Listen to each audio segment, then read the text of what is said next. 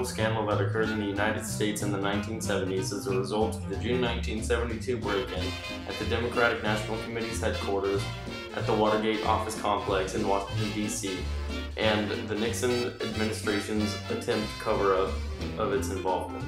Therefore, I shall resign the presidency effective at noon tomorrow. Vice President Ford will be sworn in as president at that hour in this office. The scandal eventually led to the resignation of Richard Nixon on August 9, 1974, the only resignation of a U.S. president. The scandal also resulted in the indictment, trial, conviction, and incarceration of 43 people, including dozens of Nixon's top administration officials.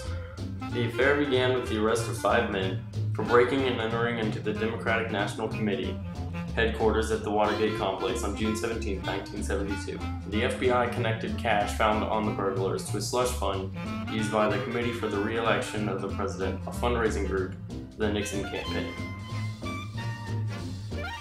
In July 1973, as evidence mounted up against this president's staff, including testimony provided by former staff members in an investigation conducted by the Senate Watergate Committee, it was revealed that President Nixon had a tape recording system in his offices, and he had recorded many conversations. Recordings from these tapes implicated the president, revealing he had attempted to cover up the break-in. After a protracted series of bitter court battles, the U.S. Supreme Court ruled that the president had to hand over the tapes to the government.